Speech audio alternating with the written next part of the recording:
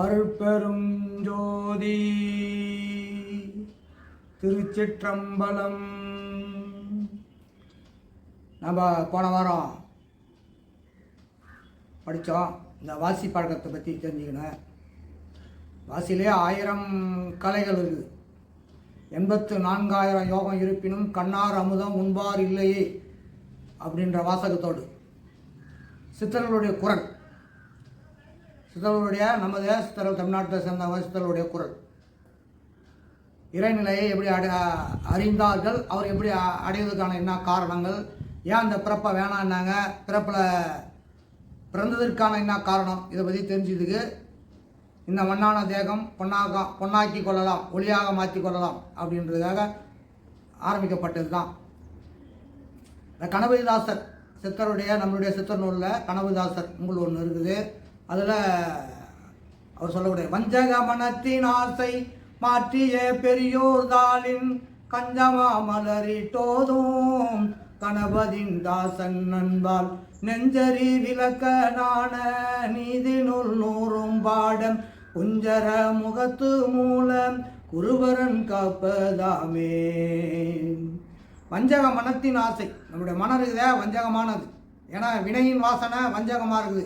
நான் மட்டும் வாழ்ந்தால் போதும், மற்றவங்களுக்கு மற்றவரை விட மிஞ்சிய வாழ்க்கை இன்பமாக வாழணும் அப்படின்னு மனதுக்குள்ள வஞ்சகம் இருக்குது. வஞ்சகம் எல்லா பணம், காசு, பொருள், உணவு, உடுத்துற உடை, நடை எல்லாத்துலேயுமே நம்மக்கிட்ட ஒவ்வொரு ஜீவனுக்குள்ளேயும் வஞ்சகம் இருக்குது. ஆனால் வஞ்சகன் மனத்தின் ஆசை மாற்றிய பெரியோர் தாளில் பிறப்பு இறப்பு இன்னதென்று, பிறவாம் நிலை இன்னதென்று, சகல உயிர்களும் ஈசனுடைய ரூபம் என்று அறிந்த பெரியோர்களும் சென்று அவருடைய ஞான உபதேசத்தை பெற்று அந்த கஞ்சமா மலரிட்டு ஓதும்.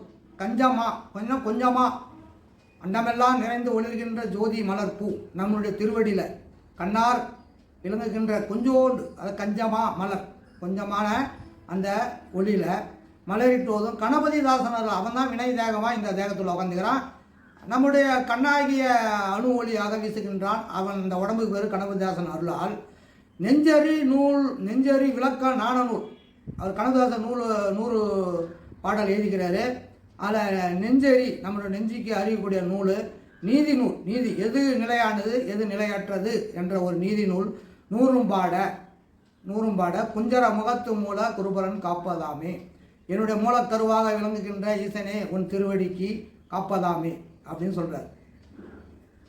பூமியில் சமுந்தர பெண் புனந்திடும் நாகை நாதர் நாம் என்னாலும் நாவினால் சென்று செந்தமிழார் பாடி காமமும் ஆசா பாசம் கண்மமும் அகற்றி மூலம் ஓமெனும் எழுத்ததாலே உனை அறிந்து உணர்வாய் நெஞ்சே. ஓமெனும் எழுத்து அதாலே உனை அறிந்து உணர்வாய் நெஞ்சே. பூமியில் சமுந்தர பெண் புனந்திடும் நாகைநாதர். பூமியில் வாழக்கூடிய எல்லா உயிர்களும் பெண்ணுடைய அவதாரம் தான்.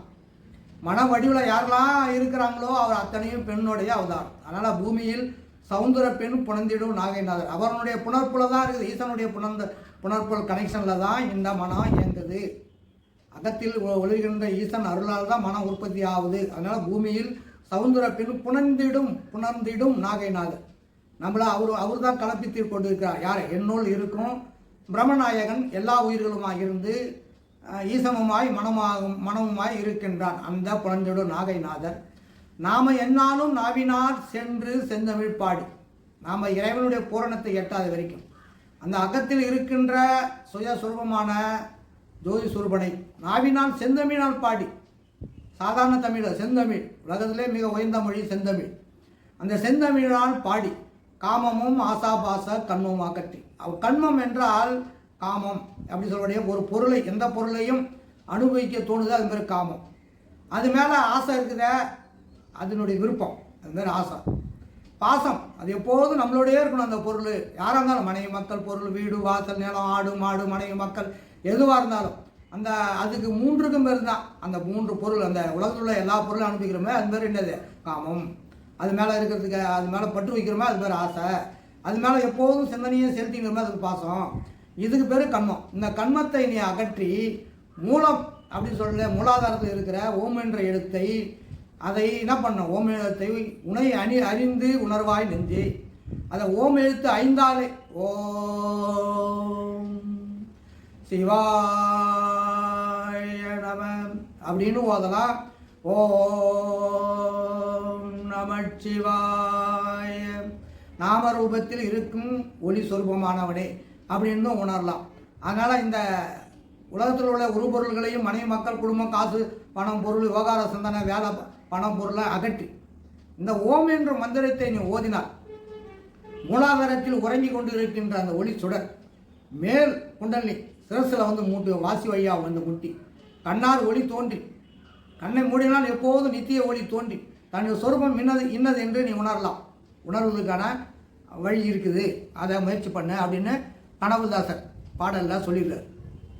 அடுத்த பாடலில் சொல்கிறார், உலகம் உருப்பொருள்லாம் தன்னுடைய அறிவு ஒளினால் தான் தெரியுதான். பிரகாசமாகவும் அறிவாகவும் ஒன்றாக விளங்குது. ஒரு நண்பர் வீட்டுக்கு போனோம் இரவில், திடீர்னு மழை பெஞ்சுது. காற்று மழை புயல் மாட்டினால மரங்கரெல்லாம் எல்லாம் செடியெல்லாம் உடஞ்சி கீழே ஊந்து போச்சு. இருட்டாயிடுச்சு, கரண்ட்டு கிடையாது. வீட்டுக்கு போகணும், நான் வீட்டுக்கு போகணும்பா, இப்போ வீட்டில் யாரும் இல்லை போகணும் அப்படின்னு நண்பர்கிட்ட சொன்னேன். சரி எங்கே இருளாக இருக்குது, இந்த இருளில் எப்படி போவேன், அந்த ஒரு மின்சார ஒரு டார்ச் லைட், அந்த காலத்தில் பேட்டரி லைட் போடல ஒரு விளக்கு, ஒரு ஏதாவது நீங்கள் உங்கள் மொழியில் புரிஞ்சுக்கிட ஒரு விளக்கு இல்லை செல்ஃபோன் லைட்டு, செல்ஃபோனில் லைட்டு வச்சு எடுத்து கொடுத்தாரு, ஆன் பண்ணி கொடுத்தாரு. அதை எடுத்துனே வரும்போது ரோட்டில் மரம் வந்து கிடக்குது, கரண்ட்டு ஒயர் அறுத்துன்னு கிடக்குது, பள்ளம் இருக்குது, மோடு இருக்குது, மழை பெஞ்சு வெள்ளம் போய்க்குது. இது அத்தனையும் இந்த வெளிச்சத்தின் வழியாக தெரிஞ்சுக்கிறேன். அப்போ வெளிச்சமாகவும் இருப்பது, வெளிச்சம் இருக்கிறதுனால தான் இந்த பொருள்லாம் தெரிஞ்சுக்கினேன். எந்த பொருளாக மரம் உடஞ்சி இருக்குது, கரண்ட் ஒயர் அறுத்து கிடக்குது, மேடு பள்ளம் இருக்குது, தண்ணி கொட்டையாக நிற்கிது, ஊந்துடும் சொல்லிட்டு வெளிச்சம் தின அந்த வெளிச்சமும் அறிவும் ஒன்றாகவே இருக்குது. வெளிச்சமாகவும் இருக்குது, அறிவாகவும் இருக்குது.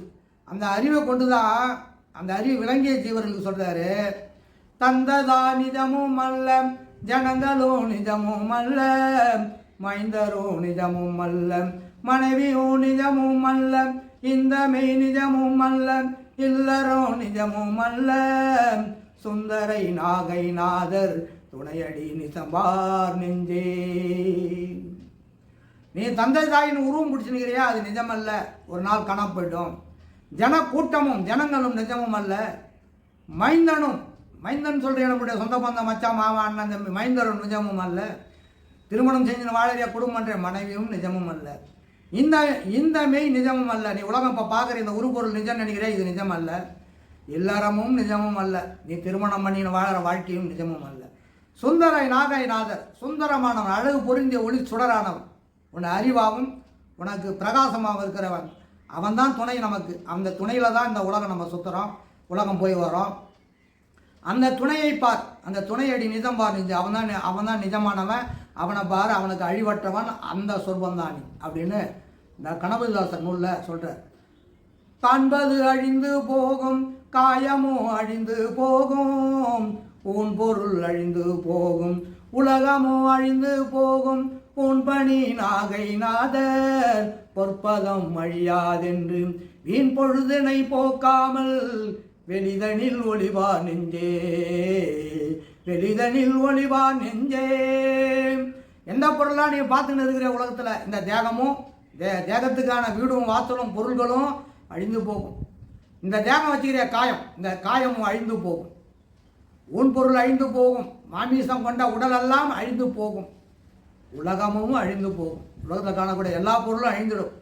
பூண்பணி நாகநாதர் பொற்பதம் அழியாதென்று உன்னை புணர்ந்து கொண்டு ஒளியாக மிளர்கின்றானே, அதான் பூண்பணி. உன்னை புணர்ந்து கொண்டு ஒளியாக அறிவாக விளங்குகின்றானே, அந்த பூண்பணி நாதர் பொற்பதம் அழியாது என்று வீண் பொழுதினை போக்காமல் வெளிதனில் ஒளிவார் நெஞ்சே. நீ வீணான நாளை கழிக்காத, வந்து இங்கே ஊர் உலக விவகார சந்தையில் நடமாடாத. அந்த சந்தை கூட்டம் ஒரு நாள் கலைஞ்சிரும். எப்படி ஒரு சந்தைக்கு போகிறோம், எல்லா கூட்டமும் வந்து கூடுது, எல்லா பொருளும் விற்கிது, எல்லாரும் விலை பேசுகிறான், எல்லாரும் வாங்குறான்.